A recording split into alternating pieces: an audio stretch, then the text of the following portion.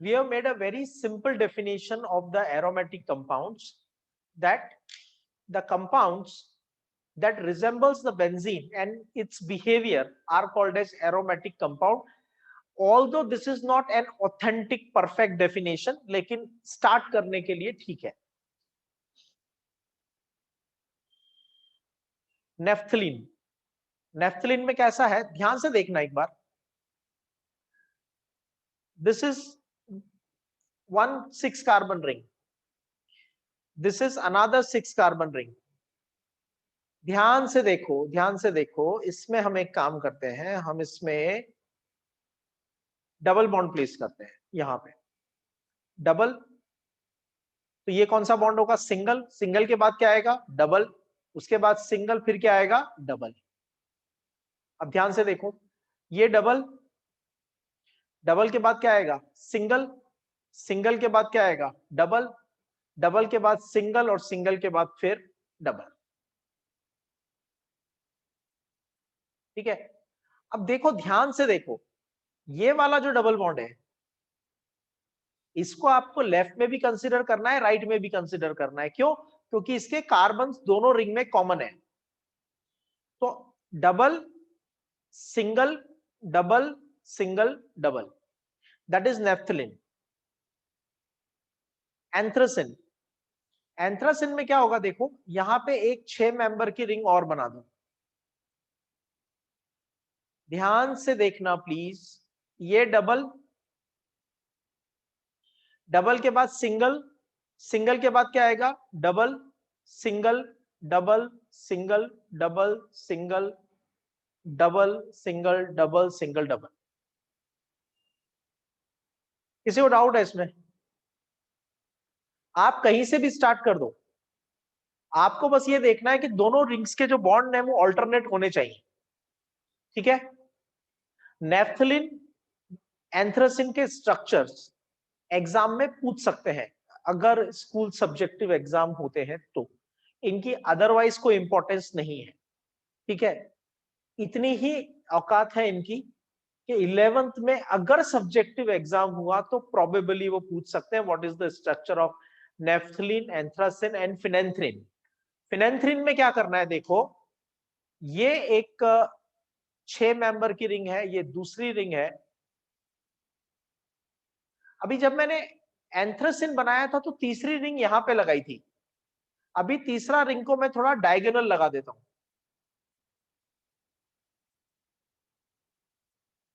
तो ये double single double single double, double single double single double, फिर ये double single double single double. This is called as phenanthrene. तो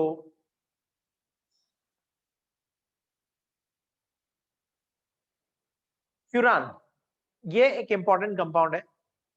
furan क्या होता है? 5 मेंबर की रिंग होती है, और यहां पे ऑक्सीजन है विथ लोन पेयर. तो कॉन्जुगेशन का टाइप क्या होगा? Double single double, double single lone pair, double single lone pair, lone pair single double, double single double. पूरी रिंग के अंदर कॉन्जुगेशन है. ठीक है. अब अगर मैं यहां पे ऑक्सीजन की जगह सल्फर लगा देता हूं तो वो बन जाएगा थायोफीन. अगर फ्यूरान में मैं ऑक्सीजन की जगह सल्फर लगा देता हूं तो बन जाएगा थायोफीन. ठीक है. और अगर यहां मैं ऑक्सीजन की जगह नाइट्रोजन लगा देता हूं तो ये बन जाएगा पायरोल. तो क्या किया? ऑक्सीजन की जगह लगा दिया सल्फर, तो बन गया थायोफीन.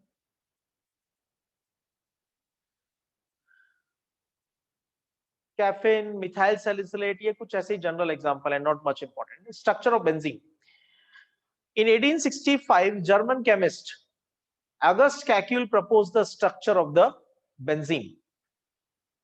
ऐसा कहा जाता है, इन्होंने खुद ने कहा है अपनी बुक में, कि इन्हें बेंजीन की स्ट्रक्चर सपने में दिखी थी व्हाइल ही वाज स्लीपिंग। ऐसा पहले किसके साथ हुआ था? कौन से साइंटिस्ट के बारे में ऐसा बताया था मैंने आपको? इसके बारे में बताया था मैंने आपको ऐसा पहले? मेंडलीव के बारे में। Yes, right. मेंडलीव को भी पीरियोडिक टेबल उसके सपने में दिखी थी। ठीक है, तो भगवान आते हैं, बताते हैं कि बेटा ये करो, ठीक है, ऐसे नहीं ऐसे करो। और जो लोग मेहनत नहीं करते ना, उनके सपने में भी भगवान आते हैं और फिर कहते हैं रहने दो, तुमसे ना हो पाएगा। ठीक है, तो दोनों तरह के केसेस में भगवान आते हैं।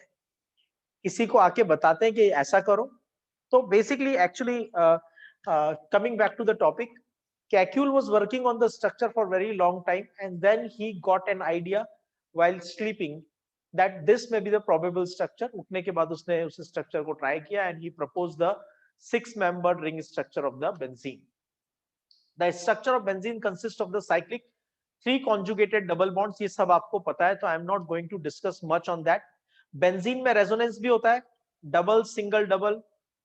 ये डबल बॉन्ड एक पोजीशन आगे आएगा तो ये डबल बॉन्ड एक पोजीशन आगे चला जाएगा, फिर ये वाला डबल बॉन्ड एक पोजीशन आगे चला जाएगा। अगेन ये स्ट्रक्चर बनेगा, double will shift one position, double will shift one position, double will shift one position. तो ये स्ट्रक्चर को हम रेजोनेंस हाइब्रिड बना देते हैं। ओके, क्राइटेरिया फॉर एरोमेटिसिटी, मैंने आपसे कहा था कि 5 कंडीशंस होती हैं। साइक्लिक होना चाहिए, प्लेनर होना चाहिए, उसके बाद में कंप्लीटली कॉन्जुगेटेड होना चाहिए, ऑल्टरनेट, और लास्ट क्या बताया था? हकल्स रूल अप्लाई होना चाहिए। और 5वीं कंडीशन कोई बता सकता है? 5वीं कंडीशन क्या है? Last, all the above conditions should be followed together, right? So 5th is option E, all of the above together compulsory, none of the above points should be missing. इसके बारे में हम अच्छी खासी प्रैक्टिस कर चुके हैं, तो अगर अभी भी किसी को डाउट है तो जस्ट लेट मी नो, मुझसे पर्सनली पूछ लेना। हमने इसमें एक कंडीशन और की थी हमने प्रैक्टिस, एंटी एरोमेटिक। कौन बताएगा? एंटी एरोमेटिक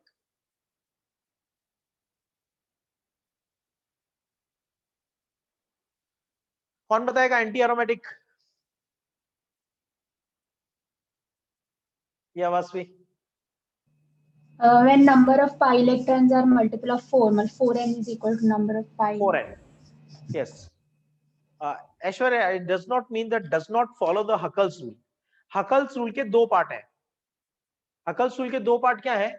पहली बात तो ये समझ लो कि 1 2 3 must be followed, 1 2 3 2 must be follow. फिर डी के दो पार्ट हैं, 4n plus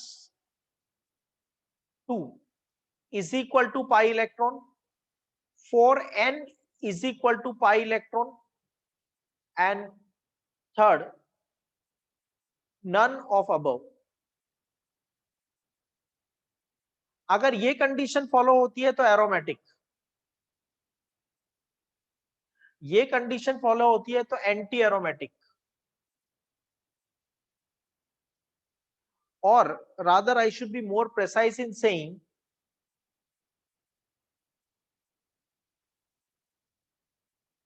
any of above condition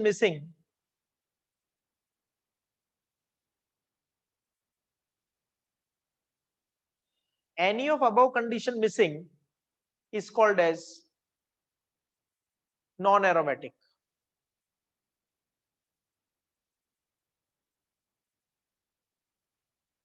clear? A missing है, बी मिसिंग है, सी मिसिंग है या डी मिसिंग है, कुछ भी मिसिंग है तो उसको बोल देंगे नॉन एरोमेटिक। डी में दो कंडीशन है, पाई इलेक्ट्रॉन्स को काउंट करो, और पाई इलेक्ट्रॉन्स को काउंट करने के बाद अगर वो 4n+2 को सेटिस्फाई करते हैं, where n is a whole number, right, then we call it as aromatic. और if n pi electron is equal to 4n तो उसको क्या बोल देते हैं हम? Anti aromatic. और चार में से कोई एक भी कंडीशन सेटिस्फाई नहीं होती है, कोई एक भी मिसिंग है, तो उसको बोल देते हैं नॉन एरोमेटिक। सबसे ज्यादा स्टेबल कौन से होते हैं? एरोमेटिक। उससे कम स्टेबल कौन से होते हैं? उससे कम स्टेबल कौन से होते हैं? Non aromatic. और सबसे कम स्टेबल कौन से होते हैं? Anti aromatic compounds. Anti aromatic compounds are least stable.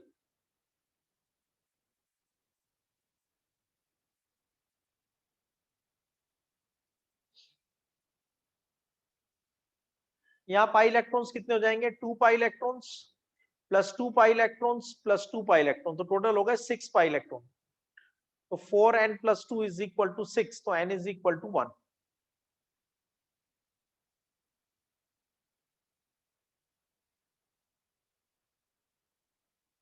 Cyclobutadiene cyclic है, प्लेनर है, कंप्लीटली कॉन्जुगेटेड है। यहाँ पाई इलेक्ट्रॉन्स कितने इसके पास में? यहाँ इसके पास पाई इलेक्ट्रॉन्स है 2 प्लस 2, तो 4n इज इक्वल टू 4, तो n इज इक्वल टू 1। इसका मतलब ये कंपाउंड हो गया एंटी एरोमेटिक। तो this given compound cyclobutadiene, cyclobuta 1,3-डाइन, साइक्लोब्यूटा 1,3-डाइन is an anti-aromatic compound.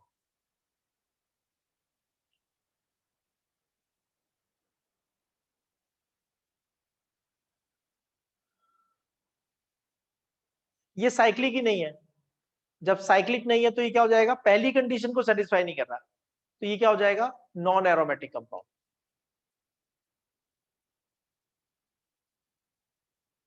Solve this question, solve this question.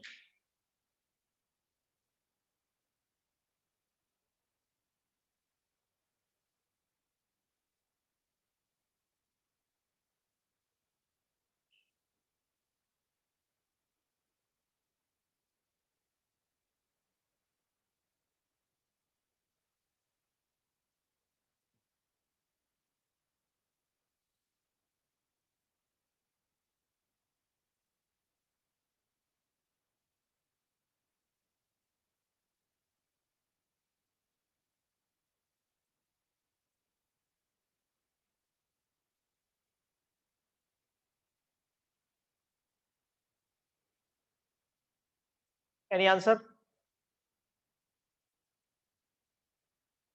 Right answer is A. How? Cyclic है, प्लेनर होगा। नहीं पता, अगर नहीं पता है तो आपको पता है कार्बोकेटायन का हाइब्रिडाइजेशन होता है sp2, डबल बॉन्डेड कार्बन का हाइब्रिडाइजेशन होता है sp2। sp2 का मतलब प्लेनर। साइक्लिक है, प्लेनर है, conjugation double single positive, positive single double, conjugation भी है। और 4n plus 2 is equal to 2 electrons. यहाँ पे 2 इलेक्ट्रॉन है, 2 पाई इलेक्ट्रॉन है। सो 4n इज इक्वल टू 0, तो n इज इक्वल टू 0। इसका मतलब ये कंपाउंड एरोमेटिक है। This compound is aromatic. This ion is aromatic, not compound. Which of the following is referred to as Huckel's rule? So 4n plus 2 is equal to pi electrons. That refers to the Huckel's rule. Classification of aromatic compounds. Let's be quick on this part. Aromatic compounds, benzenoid. Compounds containing one or more benzene ring in their structure are called benzenoid. दूसरा non-benzenoid. Non-benzenoid का मतलब these compounds do not contain any benzene ring. Furan, thiorin, pyridine. ठीक है, तो furan में, thiophene में, furan में, thiophene में, पायरिडिन में, इन सब के अंदर बेंजीन रिंग नहीं है। पायरिडिन में भी बेंजीन रिंग नहीं है। कुछ लोग बोलते हैं सर ये 6 मेंबर रिंग है, तो सही, अरे 6 मेंबर रिंग है, पर रिंग के अंदर एक नाइट्रोजन भी तो है। ठीक है, तो वो रिंग जो बनी हुई है पायरिडिन वाली ring, that ring is made up of 5 carbon and 1 nitrogen. तो बेंजीन रिंग प्रेजेंट नहीं है। So they all are called as non-benzenoid aromatic compounds. We can call them as heterocyclic aromatic compound also, because here the entire ring is made up of carbon and some other element. These are also furan, thiophene, pyridine. They are also the example of heterocyclic aromatic compounds, where ring is made up of element other than carbon atom also. Okay.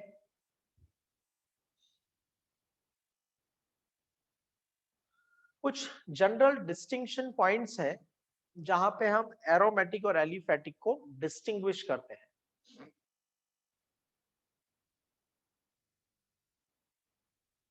Contains higher percentage of carbon. See, what do we mean by the higher percentage of carbon? See, alkane का general formula क्या होता है? CnH2n+2. तो अगर मैं n का value 6 रखूंगा तो हाइड्रोजन कितने हो जाएंगे? 14. एग्रीड? एल्कीन में कितने होते हैं? डबल. तो CnH2n, तो C6H12. एल्काइन में डबल -2, तो 12 - 2 यानी 10. तो 6 carbon 14 hydrogen, 6 carbon 12 hydrogen, 6 carbon 10 hydrogen. ठीक है. Alkene, alkene, alkyne. बेंजीन में क्या है? C6H6.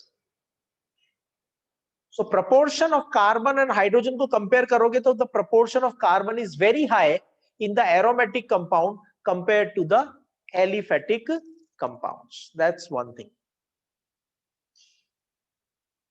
Percentage of carbon in benzene is, तो टोटल कार्बन का मास हो जाएगा 12 × 6 72, और उसका मॉलिक्यूलर वेट हो जाएगा 78.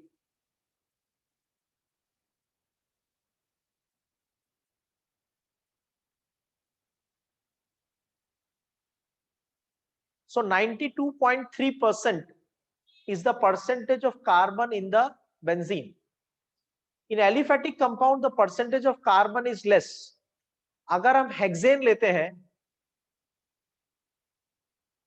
तो हेक्सेन में कार्बन का परसेंटेज कितना आता है?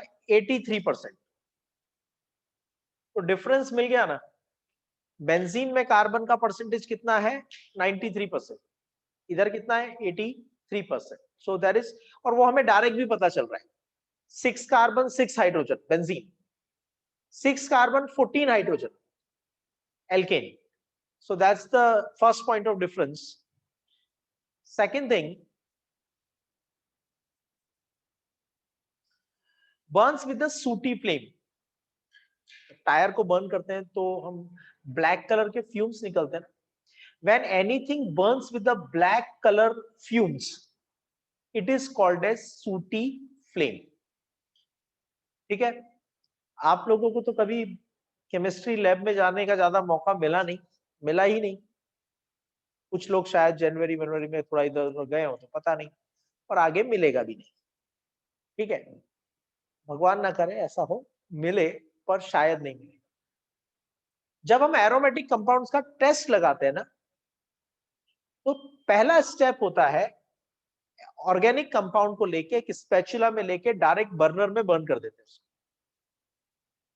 just take it in the spatula, take it in the flame, observe the flame. If it is a sooty flame, it may be aromatic compound. वहां से पहली प्रोबेबिलिटी आती है कि कंपाउंड एरोमेटिक हो सकता है. तो इस पॉइंट को हम आइडेंटिफिकेशन टेस्ट में भी यूज करते हैं. Burns with the non sooty flame. आप सब लोग देखते हो घर में, आप एलपीजी जब यूज करते हो तो कौन सा बर्नर में से कौन सा फ्लेम आता है? ब्राइट बढ़िया ब्लू कलर का फ्लेम आता है, और कोई फ्यूम्स नहीं बनते हैं. ठीक है. जो भी यूटेंसिल आप उसके ऊपर रखते हो वो काले नहीं होते. अगर सूटी फ्लेम होगी तो वो पूरा यूटेंसिल नीचे से काला हो जाएगा क्योंकि उस पे कार्बन डिपॉजिट हो जाएगा. So hydrocarbons, non aromatic hydrocarbons normally burns with a non sooty flame.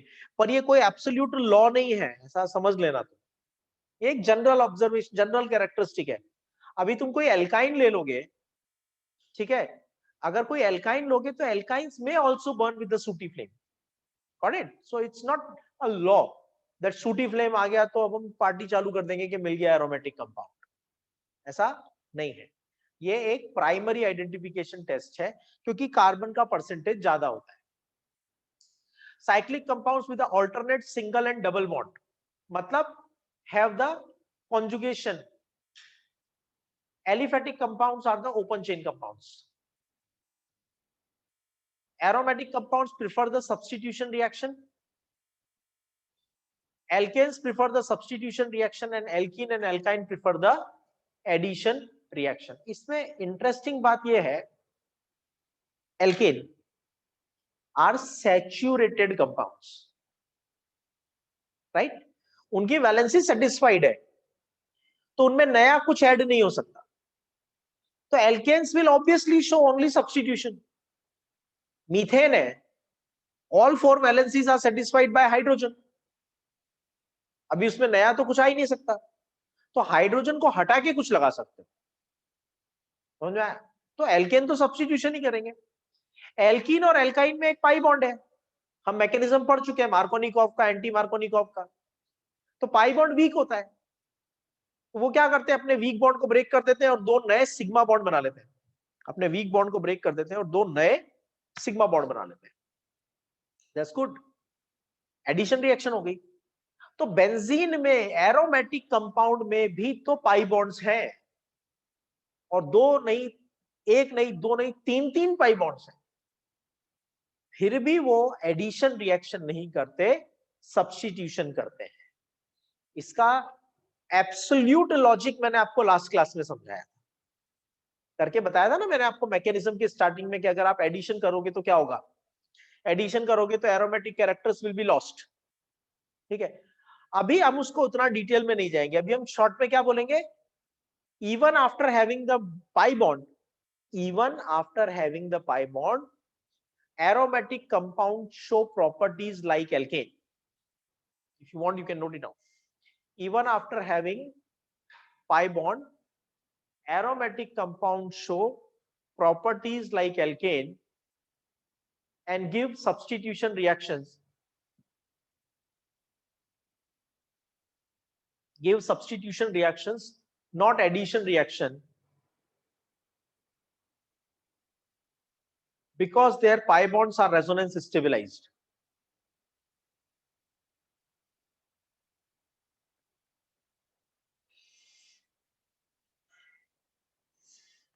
Because their pi bonds are resonance stabilized.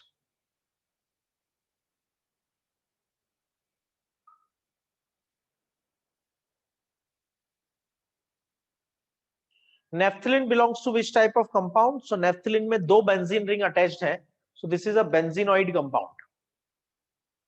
Okay, benzenoid compound. All the carbon atoms in benzene are sp2 hybridized. Benzene contains 6 pi electrons. अच्छा मुझे बताओ,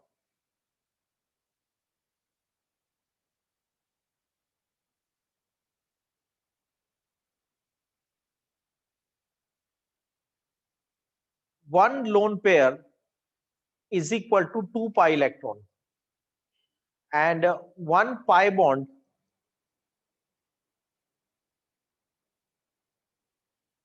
is also equal to 2 pi electron. So does it satisfy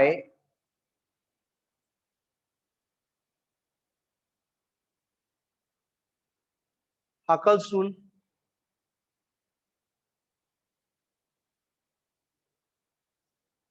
Answer the question.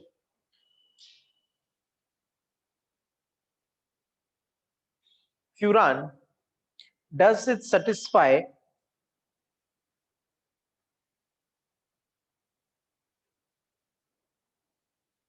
Yes, Meg.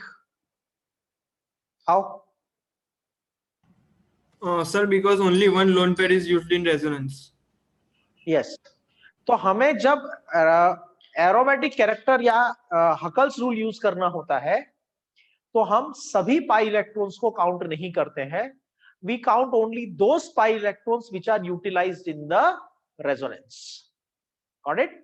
So here although there are more pi electrons but we will count only 6 because oxygen के 2 lone pair में से एक ही lone pair resonance में जाएगा, दूसरा lone pair resonance में नहीं जाता है. तो हकल्स रूल में वही इलेक्ट्रॉन काउंट किए जाते हैं जो कि रेजोनेंस में यूटिलाइज होते हैं. ठीक है?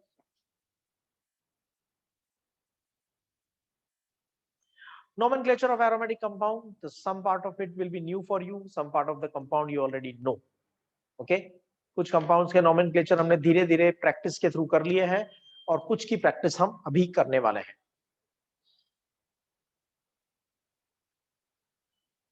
Mono substituted benzene.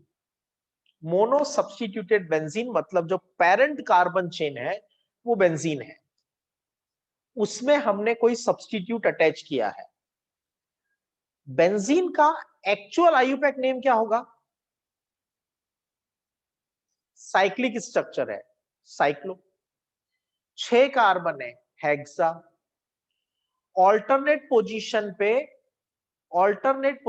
पे 3 डबल बॉन्ड है, तो 1,3,5 ट्राइइन. तो बेंजीन का एक्चुअल नेम होता है साइक्लोहेक्सा 1,3,5 ट्राइइन. साइक्लो क्योंकि साइक्लिक है, 6 कार्बन है, हेक्सा. ठीक है? 1,3,5 ऑल्टरनेट पोजीशन पे मल्टीपल बॉन्ड है, 1,3,5 ट्राइइन.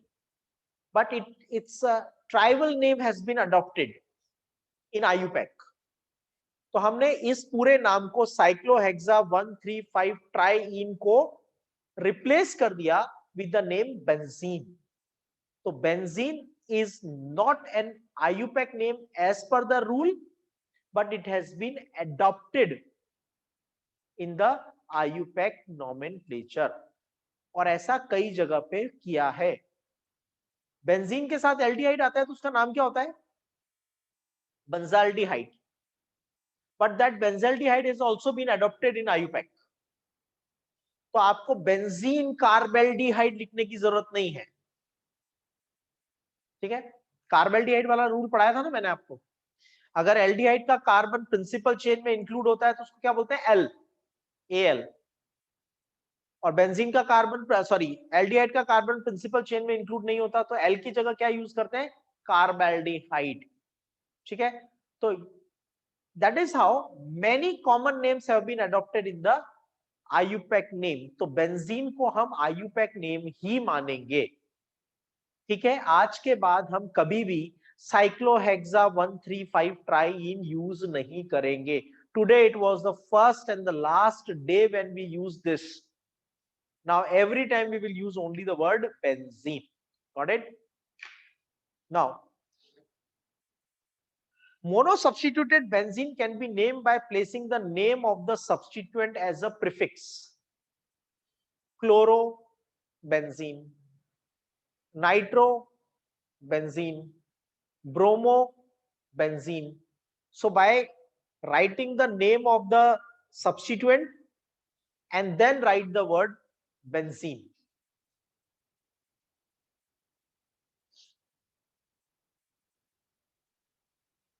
हाइड्रोजन हटा के क्लोरीन लगा दिया, हाइड्रोजन हटा के क्लोरीन लगा दिया तो क्या हो गया? Chlorobenzene.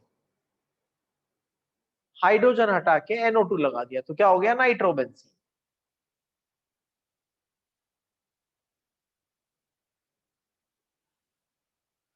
The names of the benzene derivative are known by the common names which are accepted by IUPAC. This is what I was talking.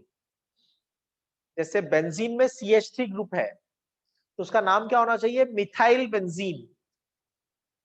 Agreed? Benzene में मैं हाइड्रोजन हटा के CH3 लगा देता हूं, बेंजीन में हाइड्रोजन हटा के CH3 लगा देता हूं. ठीक है? तो उसका नाम क्या होना चाहिए? Methyl benzene. और उसका कॉमन नेम होता है टोल्यूइन, तो that has been adopted in the IUPAC। इसका मतलब हमें याद रखना पड़ेगा।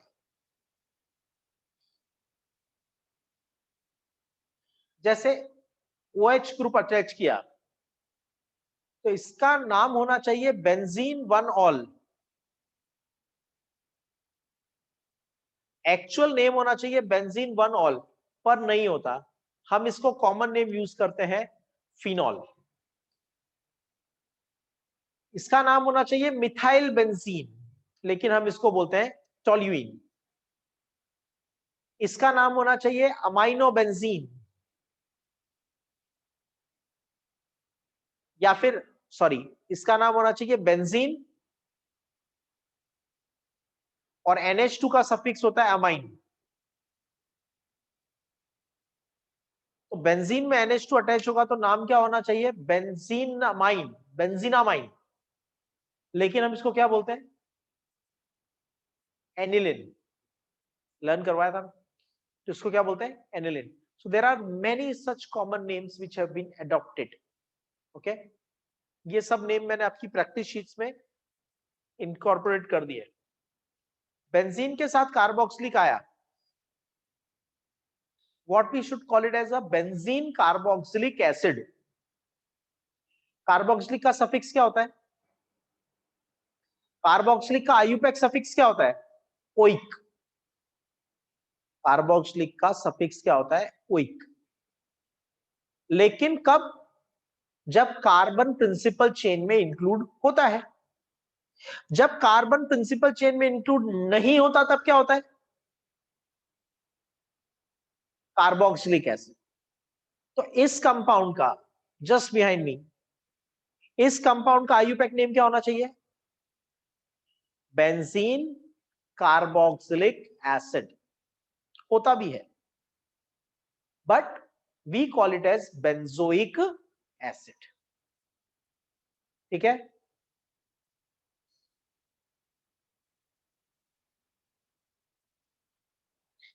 If alkyl substituent is larger than benzene, then benzene becomes the substituent and the prefix phenyl is used. Suppose ऐसा हुआ कि हम बेंजीन को प्रिंसिपल कार्बन चेन नहीं बना पाए। For instance, for example,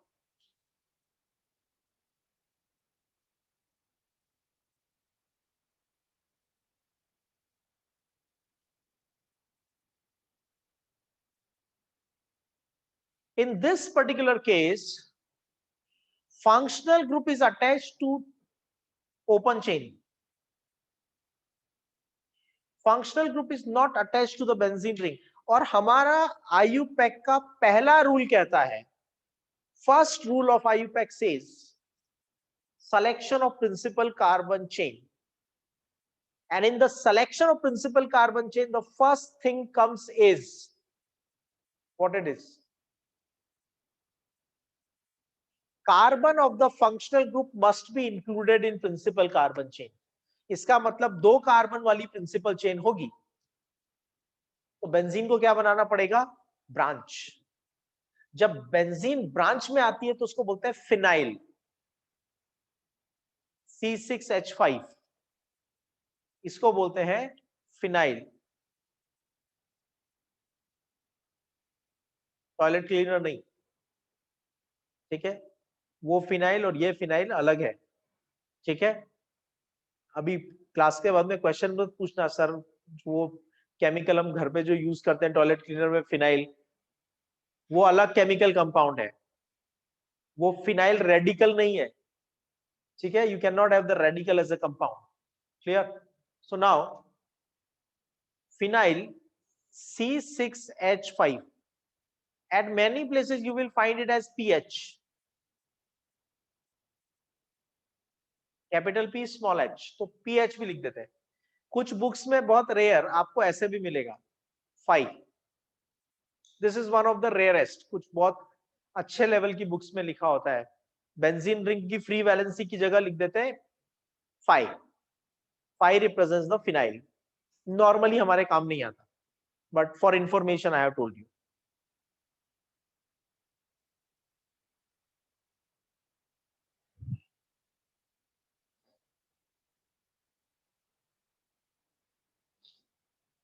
अब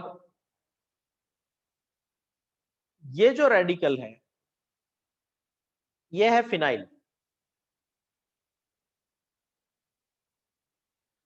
और ये वाला जो रेडिकल है ये है बेंजाइल।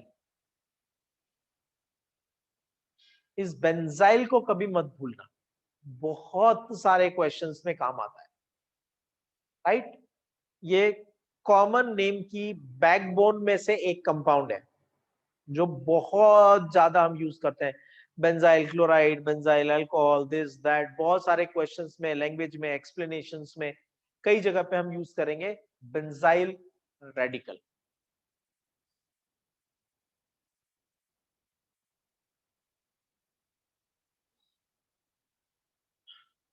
तो बेंजीन को हम ब्रांच कब बनाएंगे? एक कंडीशन तो मैंने ऊपर बताई, ओपन चेन के पास फंक्शनल ग्रुप है तो फिर कार्बन देखने की जरूरत नहीं है। ओपन चेन के पास दो ही कार्बन है तो भी ओपन चेन ही प्रिंसिपल चेन होगी, ठीक है। ओपन चेन के पास एक कार्बन के साथ फंक्शनल ग्रुप होता तो भी open chain is the main carbon chain. तो कंडीशन 1 इज क्लियर। कंडीशन 2, अगर बेंजीन में तो 6 कार्बन है और बाहर वाली चेन में 7 कार्बन है, फंक्शनल ग्रुप दोनों ही के पास नहीं है। जब दोनों के पास फंक्शनल ग्रुप नहीं है तो हम क्या देखेंगे? Number of carbon. तो दो केसेस में फिनाइल वर्ड यूज किया जाता है। नंबर 1, जब ओपन चेन के पास फंक्शनल ग्रुप होता है, बेंजीन के पास फंक्शनल ग्रुप नहीं होता। सेकेंड, दोनों के पास फंक्शनल ग्रुप नहीं है, दोनों के पास फंक्शनल ग्रुप नहीं है, लेकिन बाहर वाली चेन, ओपन चेन में ज्यादा कार्बन है। Clear? Then we use the word phenyl.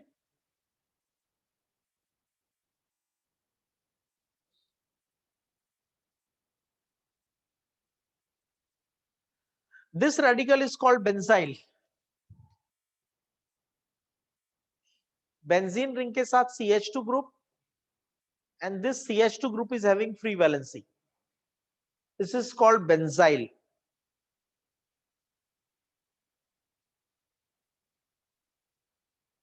Now this is having, outer chain is having 1, 2, 3, 4, 5, 6, 7 carbon. More carbons are there outside, so we call it as 2-phenyl 7 carbon hept single bond in.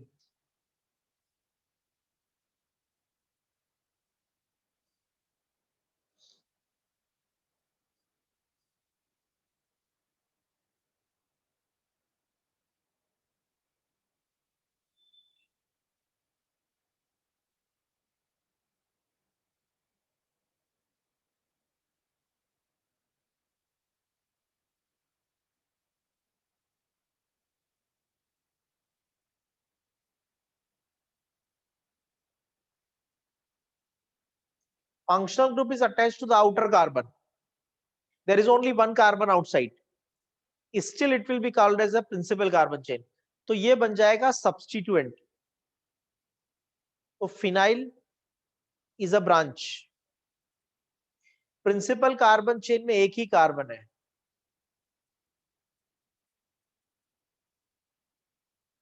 OH group, phenyl methanol.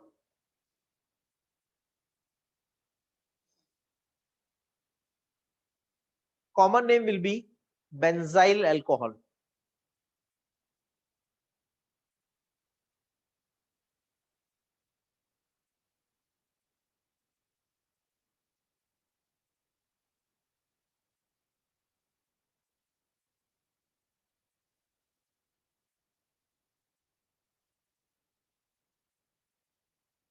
One chloro 3 phenyl propane.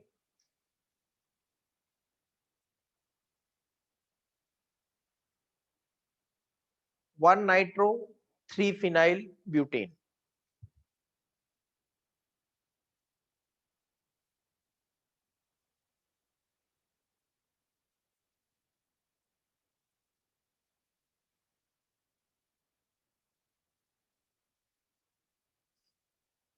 solve this question. What would be the IUPAC name of the compound?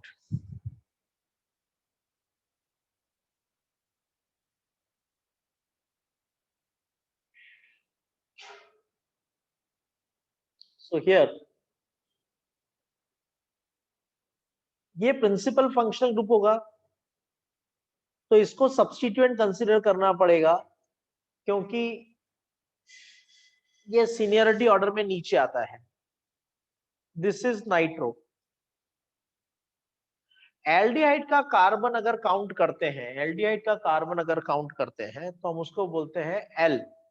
पर aldehyde का carbon count नहीं करते तो उसको बोलते हैं carb aldehyde.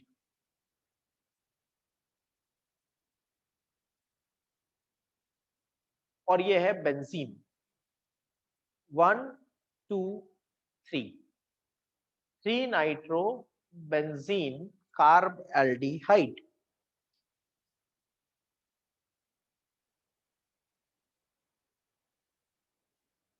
Now di-substituted compounds.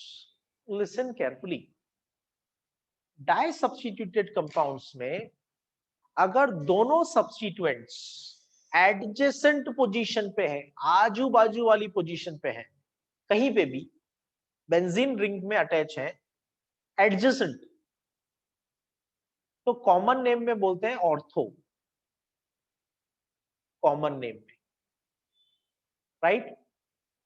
अगर दो ग्रुप ऑल्टरनेट पोजीशन पे है तो बोलते हैं मेटा, और दो ग्रुप ऑपोजिट पोजीशन पे हैं तो बोलते हैं पैरा.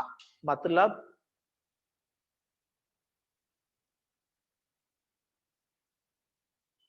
ये एडजेसेंट है तो दे आर ऑर्थो. ठीक है? या फिर आप इसको ऐसे भी लिख सकते हो, कोई भी दो एडजेसेंट पोजीशन ले लो, ऑर्थो.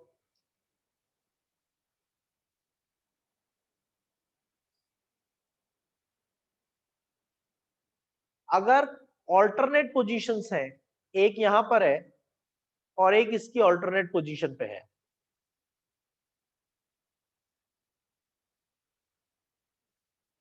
एक यहां पर है और एक इसकी ऑल्टरनेट पोजीशन पे है,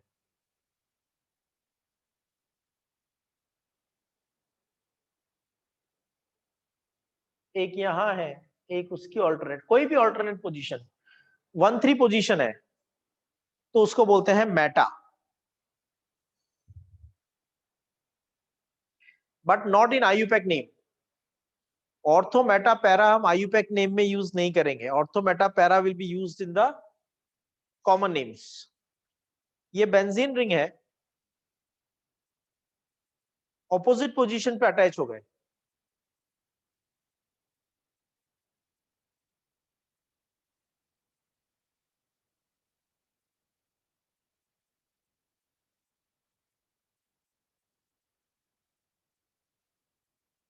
तो इसको बोलेंगे para.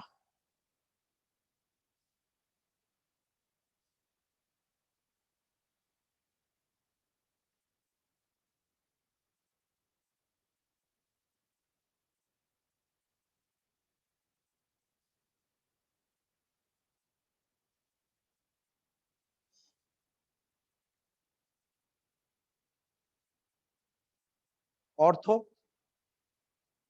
Meta para.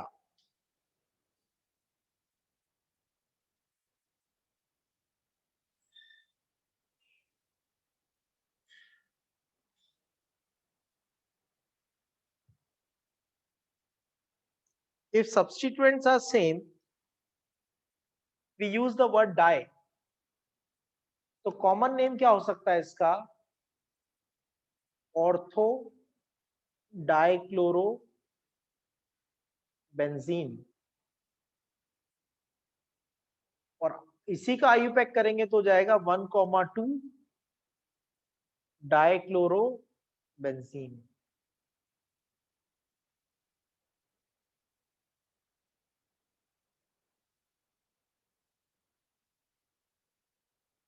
What would be the name of this compound? Write down.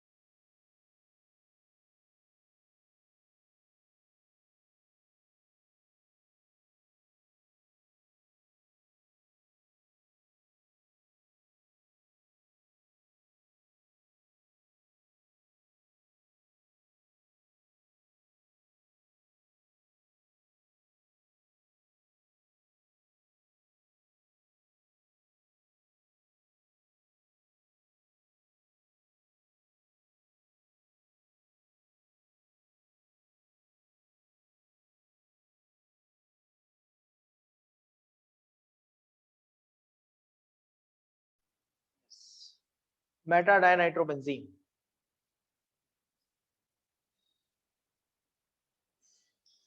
For different substituent, they can be numbered and entered in the alphabetical order. चलो, रूल आपके सामने है, कंपाउंड आपके सामने है, right the name.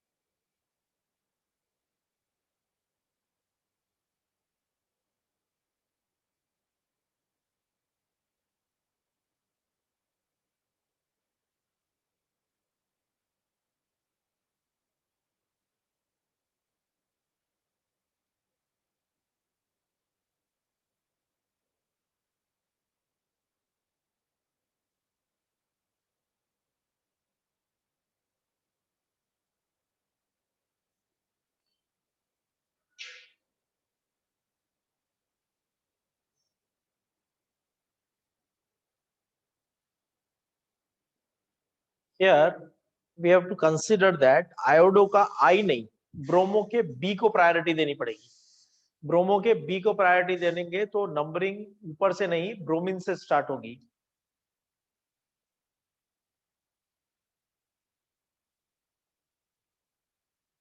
Para bromo iodo benzene, और we can call it as 1 bromo 4 iodo benzene. Now name this compound.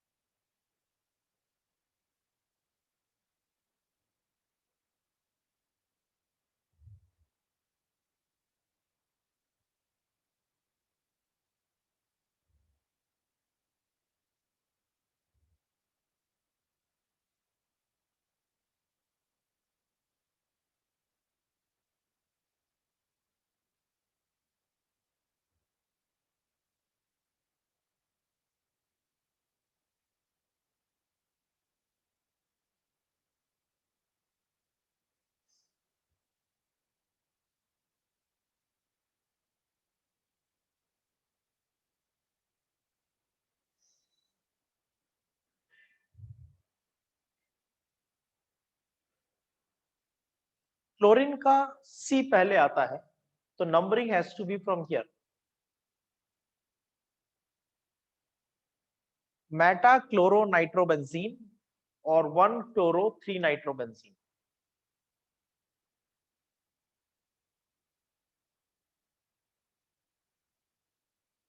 If one of the two group is given a special name to the molecule, the compound is named as the derivative of that special compound. जैसे जैसे इस compound में NH2 group आने की वजह से ये compound को एक स्पेशल नाम मिलता है। बेंजीन में जब NH2 अटैच होता है तो स्पेशल नाम क्या मिलता है उसको? एनिलिन। तो जब मैं कंपाउंड का नेमिंग करूंगा, मैं उस स्पेशल नेम को फोकस करूंगा। क्लियर? तो हम इसको क्या लिखेंगे? ऑर्थोक्लोरो एनिलिन और 2 क्लोरो एनिलिन। और वो जो ग्रुप है, ध्यान से सुनो, जो ग्रुप इसको स्पेशल बनाता है, NH2 ग्रुप, राइट? इसको एनिलिन नाम क्यों दिया? NH2 ग्रुप की वजह से। तो उस ग्रुप को नंबरिंग करेंगे 1। ठीक है?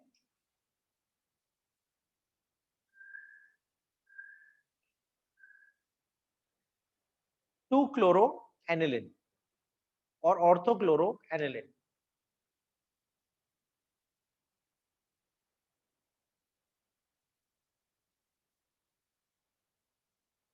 अब बेंजीन रिंग में जब CH3 अटैच होता है तो उसका नाम क्या होता है? टोल्यूइन। ठीक है, तो इसका मतलब CH3 is giving the special name to the compound. तो हमारे लिए ये CH3 बहुत इंपॉर्टेंट हो जाएगा, क्योंकि इसकी वजह से उसका नाम बदल के हो गया टोल्यूइन। तो हम इसको क्या लिखेंगे? 3 नाइट्रोटोल्यूइन भी लिख सकते हैं, या Meta नाइट्रोटोल्यूइन।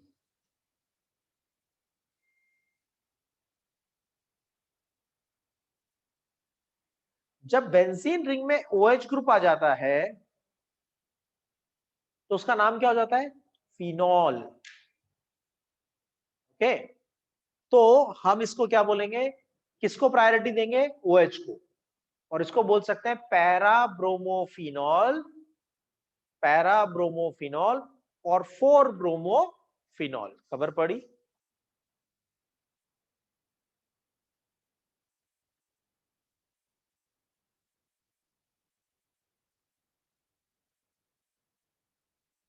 Now name this compound.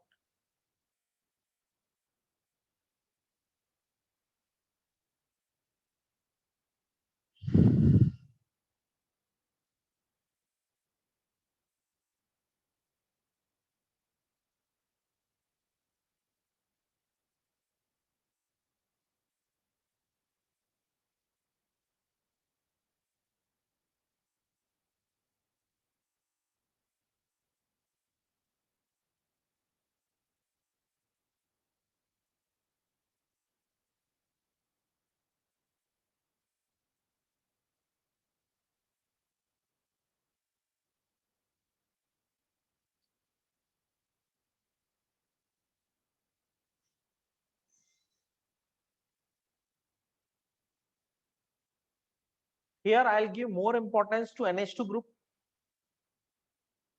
Why? Because it is giving a special name to the ring, that is aniline. उसके बाद अगर मैं एंटी क्लॉकवाइज नंबरिंग करूंगा तो मुझे पहली ब्रांच मिलेगी 5th पोजीशन पे और दूसरी ब्रांच मिलेगी 6th पोजीशन पे। अगर मैं एंटी क्लॉकवाइज नंबरिंग करूंगा तो मुझे पहली ब्रांच मिलेगी 2nd पोजीशन पे और दूसरी ब्रांच मिलेगी 3rd पोजीशन पे। तो lowest first point of difference के बेसिस पे मैं नंबरिंग करूंगा anti clockwise.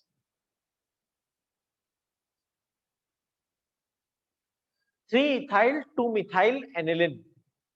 Name this compound quickly.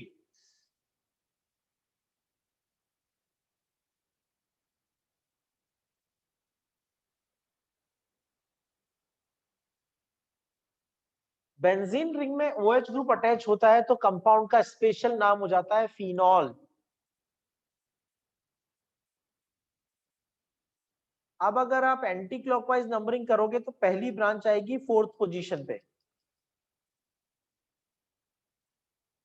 लेकिन क्लॉकवाइज नंबरिंग करोगे तो पहली ब्रांच आएगी 2nd पोजीशन पे। तो लोवेस्ट सम रूल के according, sorry, lowest first point of difference के अकॉर्डिंग हम नंबरिंग करेंगे clockwise. 2 chloro 4 nitro phenol, 2 chloro 4 nitro phenol.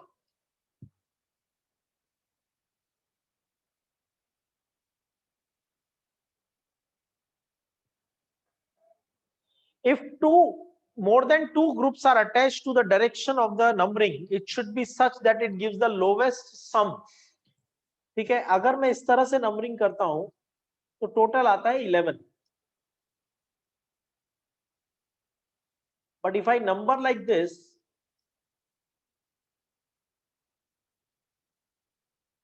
the total comes to 7.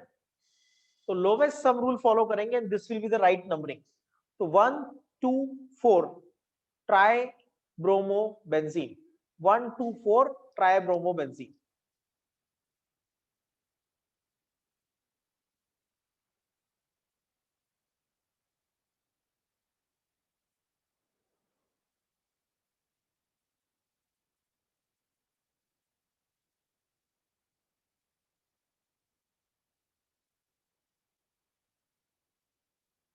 Four bromo 1 2 dimethyl benzene.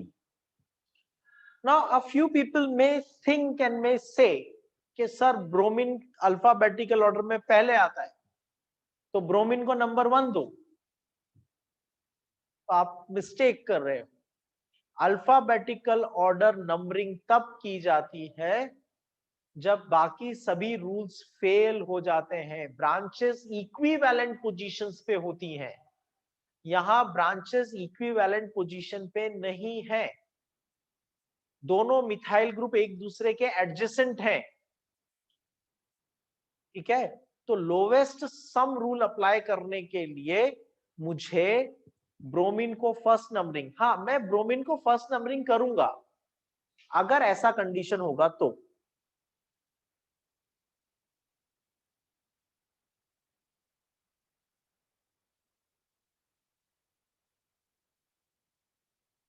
अभी तीनों ऑल्टरनेट है, इक्वल डिस्टेंस पे है, तो मैं क्या करूंगा, यहां पे लिखूंगा 1 2 3 4 5। अब हम लिख सकते हैं 1 ब्रोमो 3,5 डाइमिथाइल बेंजीन। लेकिन अगर मैं यहां पे ब्रोमीन लिख देता हूं फर्स्ट, तो मेरी पहली ब्रांच की पोजीशन क्या आएगी, 3 आएगी। और अगर मैं मिथाइल को फर्स्ट देता हूं तो मेरी पहली ब्रांच की पोजीशन क्या आएगी, 2। तो ब्रोमीन को फर्स्ट देने के बाद फर्स्ट पॉइंट ऑफ डिफरेंस आता है 3। अगर ब्रोमीन को 1 दिया तो अगली ब्रांच मिलेगी 3 पे, और मिथाइल को 1 दिया तो अगली ब्रांच मिलेगी 2 पे। तो where is lower first point of difference? पहली ब्रांच जल्दी कब मिलती है, जब मैं मिथाइल को 1 देता हूं तो दूसरी ब्रांच 2 पे मिल जाती है, ब्रोमीन को 1 देता हूं तो दूसरी ब्रांच 3rd पे मिलती है। तो मेरी प्रायोरिटी होगी मिथाइल को नंबर देना।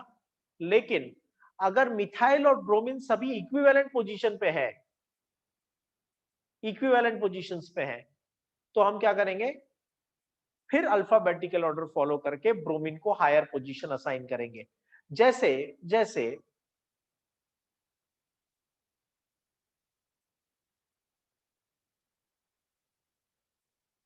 अब ये इक्विवेलेंट है, अगर ये 1 है तो ये 2 है, और ये 1 है तो ये 2 है,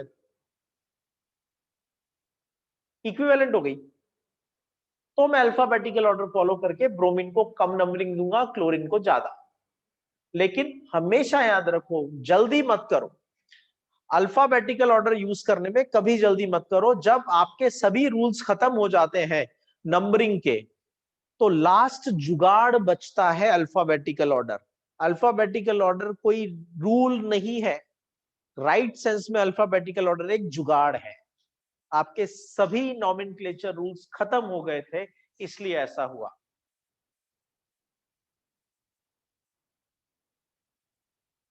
identify 2,4,6 trinitrotoluene. Identify 2,4,6 ट्राइनाइट्रोटोलुइन।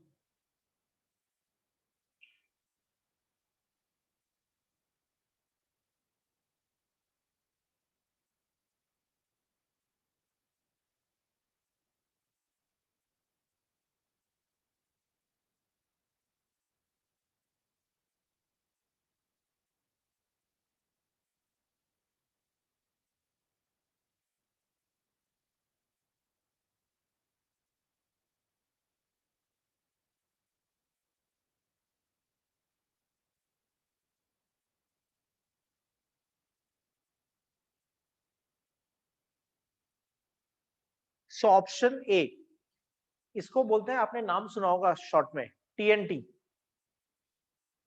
TNT, trinitrotoluene. This is an explosive compound, highly explosive compound. TNT को एक्सप्लोसिव्स में यूज करते हैं, ठीक है। तो टेररिस्ट कंपाउंड नहीं है TNT. This is TNT, ट्राइनाइट्रोटोलुइन।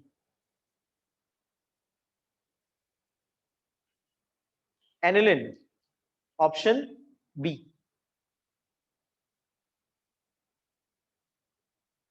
Meta dinitrobenzene, meta का मतलब alternate, name of the compound is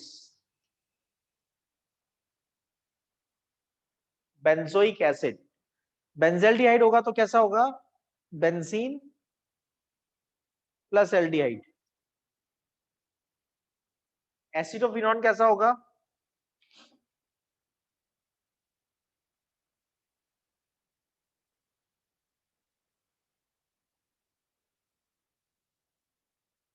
this is acetophenone. अब ध्यान से सुनो एक चीज, क्वेश्चन का पार्ट नहीं है, इंफॉर्मेशन का पार्ट है। जब हम वर्ड यूज करते हैं फिनॉन,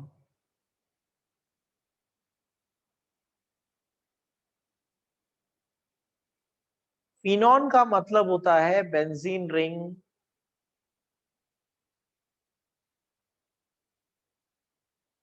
C double bond O, this is phenone. अब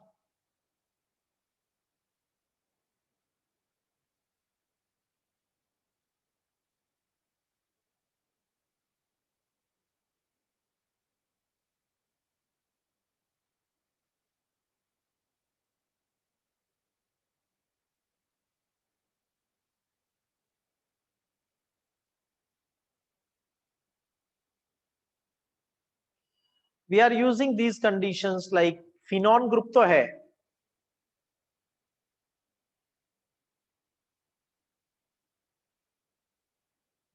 फिनॉन ग्रुप इज प्रेजेंट, उसके साथ में कुछ और ग्रुप भी प्रेजेंट है। तो हम क्या करेंगे, कॉमन नेम में दो कार्बन को क्या बोलते हैं, एसीटो। कॉमन नेम में तीन कार्बन को क्या बोलते हैं,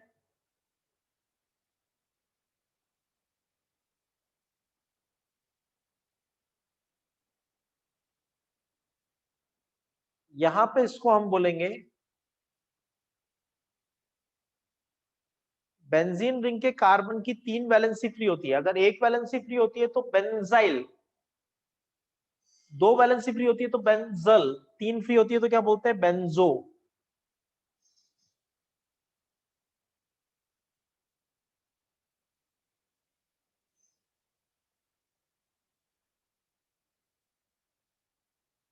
और फिर हम क्या यूज करेंगे, फिनॉन।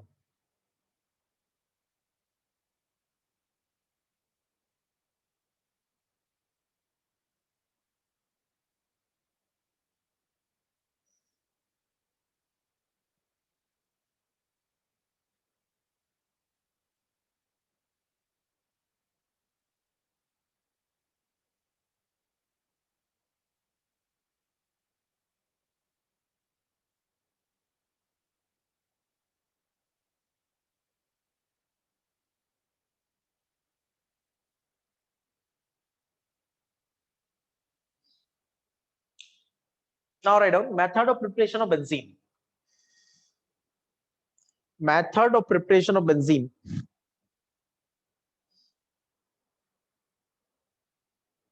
First one,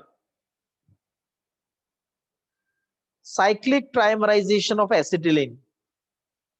Cyclic trimerization of alkene.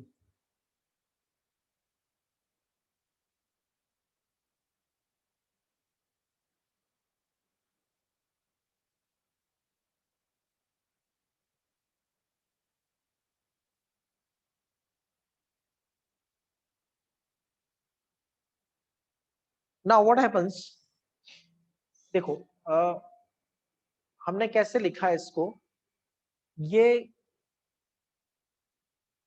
Alkyne, ethyne, ethyne का कॉमन नेम होता है acetylene. This is the first molecule, this is the second molecule, and this is the third molecule. This is how we can write, तीन molecules को लिखा हमने, ठीक है।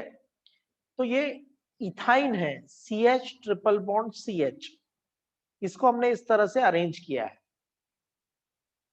और इसका कॉमन नेम होता है एसिटिलीन।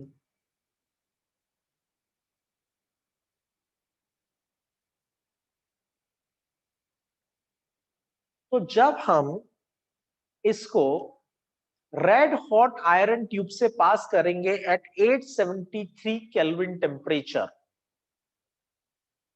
तो तीनों मॉलिक्यूल्स में से एक एक पाई बॉन्ड ब्रेक हो जाएगा और उसके थ्रू ये आपस में ज्वाइंट हो जाएंगे। तो ओपन चेन से साइक्लिक बन गया, और ओपन से साइक्लिक बनने में उसने 3 मॉलिक्यूल को यूज किया। ओपन से साइक्लिक बन गया और साइक्लिक बनने के लिए 3 मॉलिक्यूल को यूज किया, इसलिए हम उसको बोलते हैं साइक्लिक ट्राइमराइजेशन।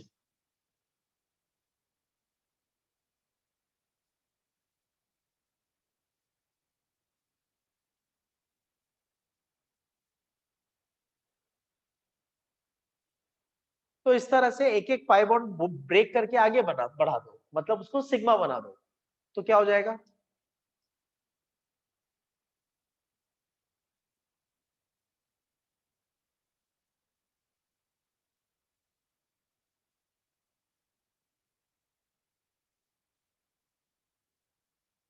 तो ऑल्टरनेट पोजीशन पे बॉन्ड आ जाएंगे, इससे कहते हैं cyclic trimerisation of benzene. Copied. Condition याद रखनी है, acetylene is passed through the red hot iron tube at 873 Kelvin temperature.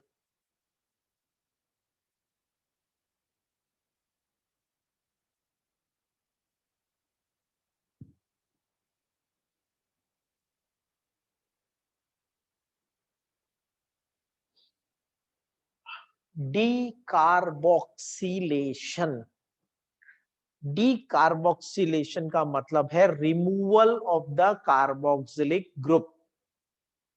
Decarboxylation का मतलब है removal of carboxylic group.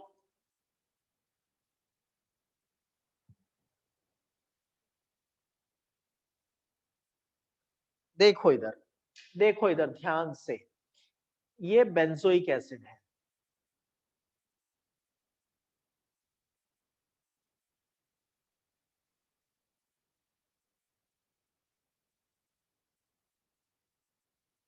Benzoic acid का जो सोडियम सॉल्ट होगा, एसिड में से हाइड्रोजन निकाल दो,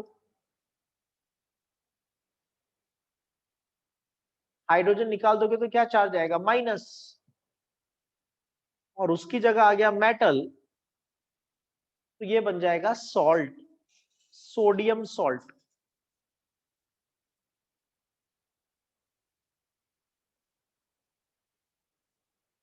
ऑफ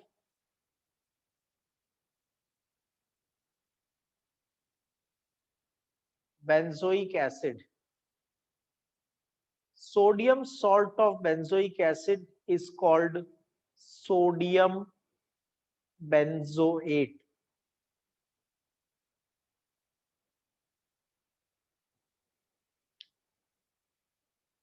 तो हम सोडियम बेंजोएट का डीकार्बोक्सिलेशन कर रहे हैं, NaOH के साथ इसको हीट करेंगे। Not mentioned in the books, but a very important point. यहां पे NaOH हम लेते हैं solid NaOH, not the solution of NaOH, और इसको हीट करके मेल्ट करते हैं। वाटर या मॉइस्चर इस रिएक्शन में प्रेजेंट नहीं होना चाहिए। You will not use NaOH solution in this case. You will not use NaOH solution here. You will use solid NaOH and you will melt it by heating during the reaction.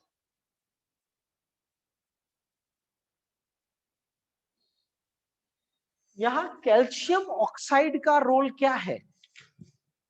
Not mentioned in the books, but to be clear, calcium oxide is not a catalyst.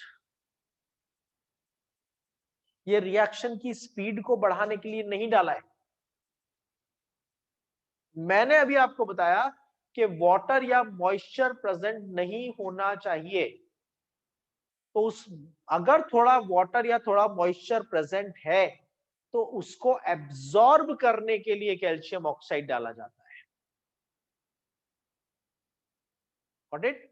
So it is to keep the reaction mixture dry. और dry word का मतलब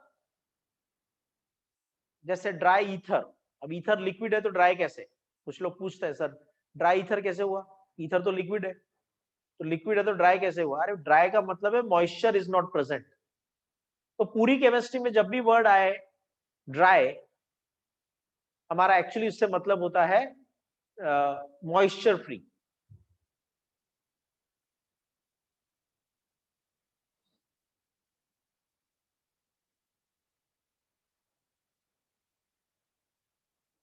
देखो इधर 1 sodium 2 sodium Na2, 1 carbon 1 carbon, 3 oxygen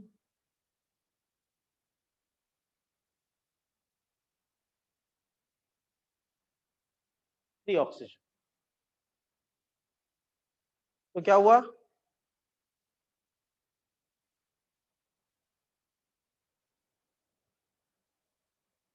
NaO ने NaCO3 के साथ NaCO2 के साथ कंबाइन होके बना लिया Na2CO3। ठीक है, अब ध्यान से देखो इधर, ये बेंजीन रिंग यानी C6H और फ्री वैलेंसी, तो ये क्या हो गया C6H5COONA। ठीक है, और यहां से गया, यहां से क्या आया आपके पास NaOH,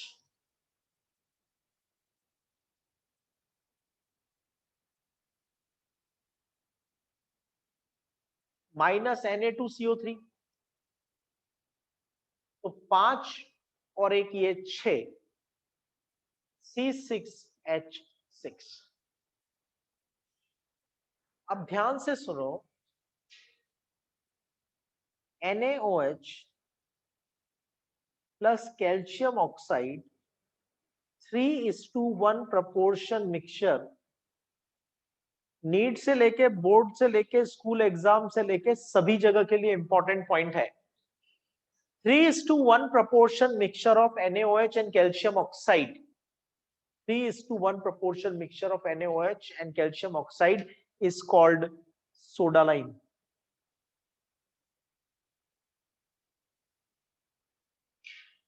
What do we call it as? Soda lime. याद रखना बहुत काम आएगा soda lime.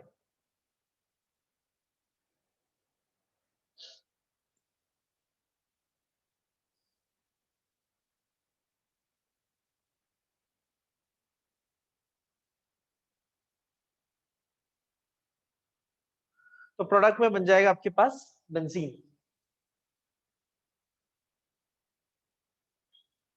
Very important chemical reaction, very important chemical, very simple but very important.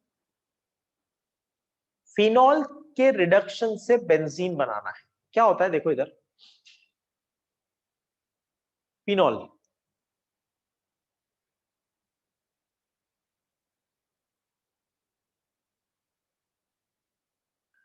इसको हीट करते हैं जिंक के साथ।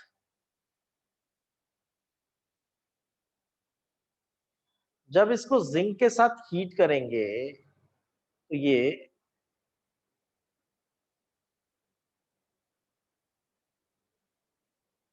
C6H6 प्लस जिंक ऑक्साइड,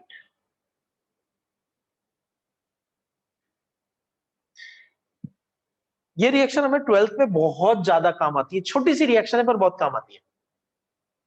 अच्छा सुनो ध्यान से,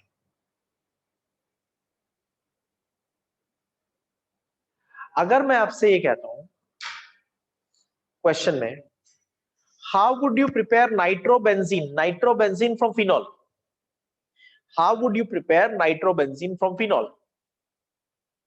कितना आसान हो गया। फिनॉल को जिंक के साथ हीट करो,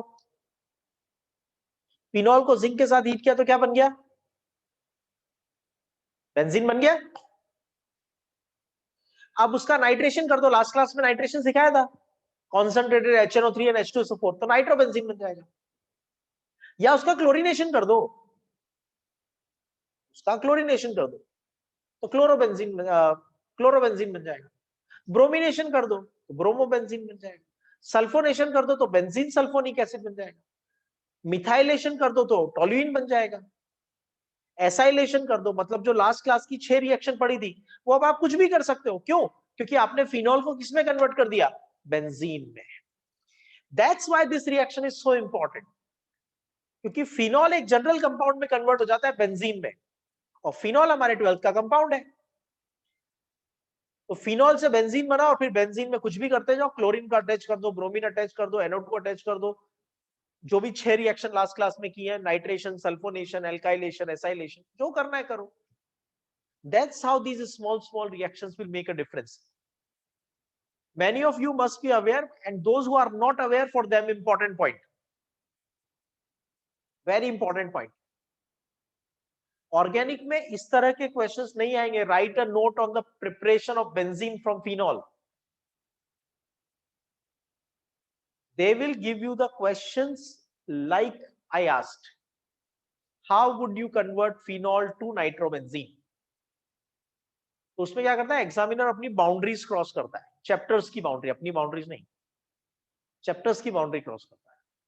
फिनॉल 12th का कंपाउंड है, बेंजीन 11th का कंपाउंड है, वो बाउंड्रीज क्रॉस ओवर करके और फिर आपसे क्वेश्चन पूछता है, तो आप क्या करते हो, फिनॉल से बेंजीन बनाते हो, फिर बेंजीन की केमिकल प्रॉपर्टी अप्लाई करके नाइट्रोबेंजीन बनाते हो। That's how the questions will be asked. तो आपको रिएक्शंस को एक पर्सपेक्टिव में पढ़ना है, आइसोलेशन में नहीं पढ़ना है, क्यूमुलेटिव पढ़ना है। एक एक अलग अलग रिएक्शन पढ़ने के बाद हमारे दिमाग में कलेक्टिव उनके बारे में पता होना चाहिए, ठीक है।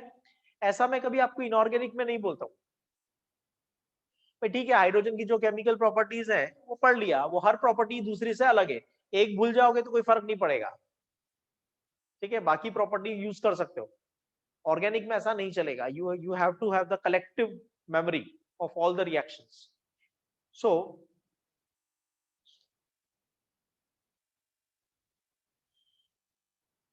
phenol heated with zinc acts as the reducing agent, and we get benzene as a product.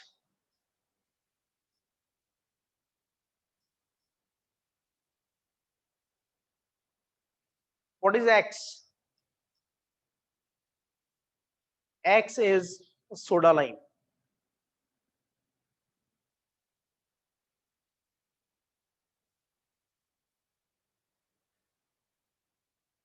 Chemical properties of the benzene we have already completed in the previous class. तो aromatic hydrocarbons complete हो गए। Saturday को बचे हुए जो alkene की और alkene की प्रॉपर्टीज हैं वो भी खत्म हो जाएंगी। तो Saturday our this chapter will be over. Sunday morning से आपका पूरा जो इक्विलिब्रियम चैप्टर है वो वेबसाइट पे अपलोड हो जाएगा। तो जैसा मैंने आपसे कहा था, अपनी पेस के अकॉर्डिंग, अपनी रिक्वायरमेंट के अकॉर्डिंग आप उसके टॉपिक वाइज वीडियोस धीरे धीरे देख सकते हो। तो ट्यूसडे से आपका 12th स्टैंडर्ड स्टार्ट हो जाएगा, ठीक है। एंड बहुत जस्ट अ मिनट,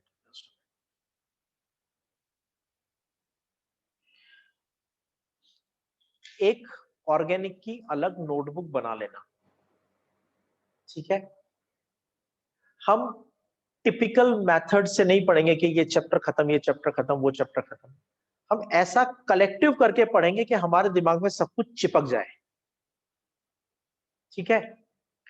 तो पहले 10 दिन 15 दिन हम कुछ ऐसे बड़े क्वेश्चन सॉल्व करेंगे 12th ऑर्गेनिक के, जिनको मैं गारंटी दूंगा कि ये क्वेश्चन किए 5 मार्क लॉक कर दिए बोर्ड के, ठीक है। तो हम इस पर्सपेक्टिव में पढ़ेंगे। 12th हमारा बहुत साइंटिफिक होता है केमिस्ट्री में, इन आर टीचिंग। ठीक है, we do not follow the conventional only method. ऐसा मेथड यूज करना है कि सब कुछ हमारे दिमाग में चिपक जाए, स्पेशली ये 4 चैप्टर तो हमारे दिमाग में एकदम रॉक सॉलिड हो जाने चाहिए। ठीक है, दूसरा, नेक्स्ट वीक में मैं आपको इन्फॉर्म करूंगा तो send somebody from your family to collect the study material.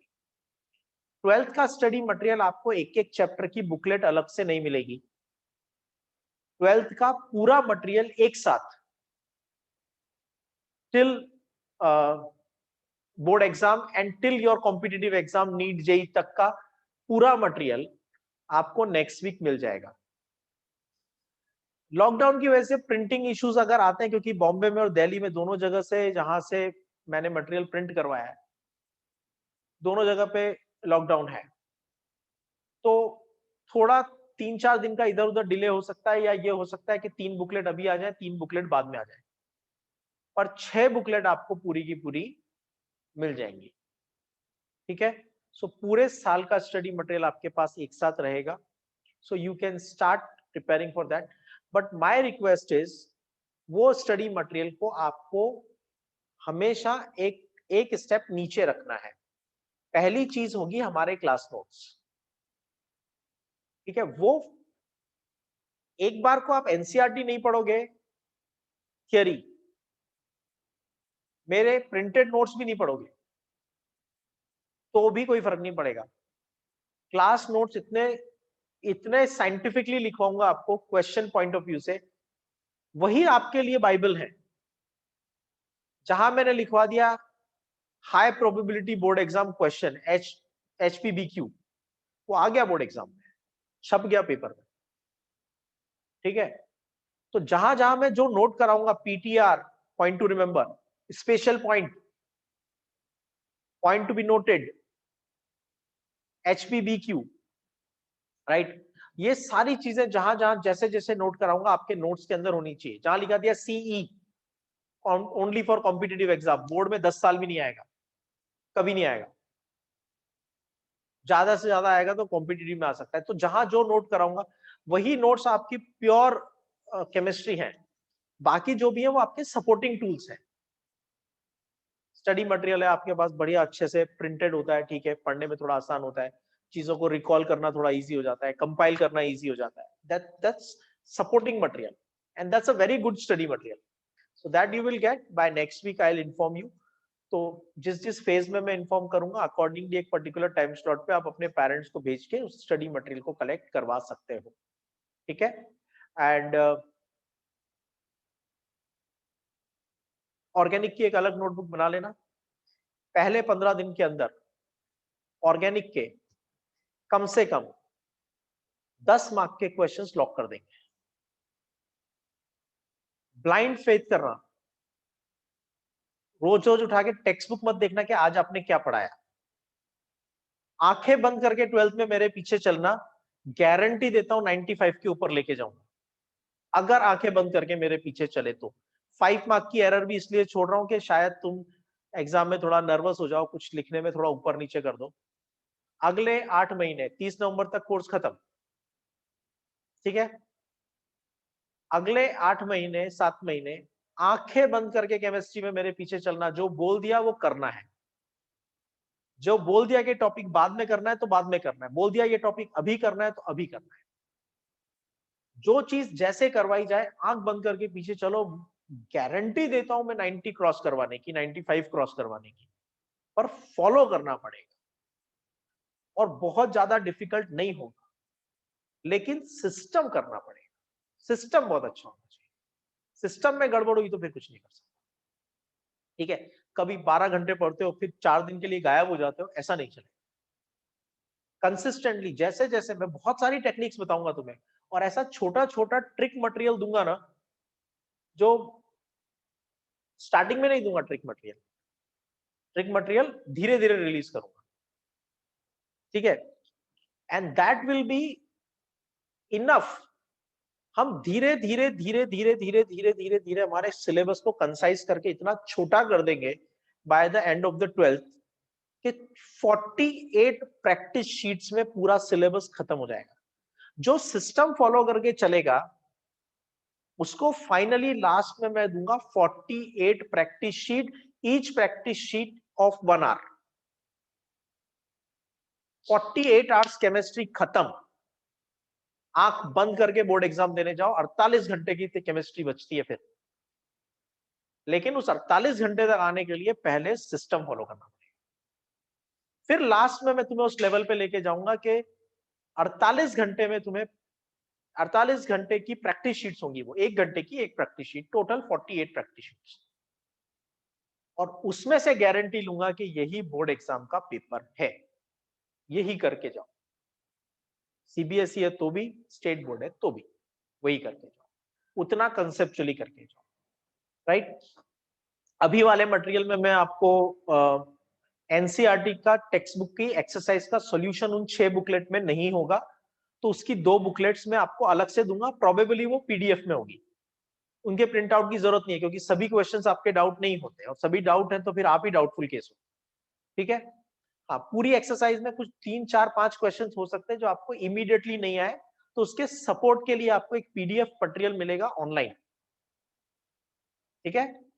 वो मटेरियल आपको एक्सरसाइज के सॉल्यूशन में हेल्प करेगा, बट वो आपको सपोर्टिंग टूल में यूज करना है। डाउट तो आपको मुझसे ही पूछना है कि एक्सरसाइज का ये पर्टिकुलर क्वेश्चन नहीं आया है, ठीक है। So just be ready, get geared up, और ट्यूसडे से स्टार्ट कर देंगे। सैटरडे को ये चैप्टर कंप्लीट हो जाएगा। अगर थोड़ा बहुत कोई पार्ट इधर उधर बाकी रह गया तो संडे को एक्स्ट्रा क्लास लेके इस पोर्शन को खत्म कर देंगे, अगर कुछ बाकी रह गया तो।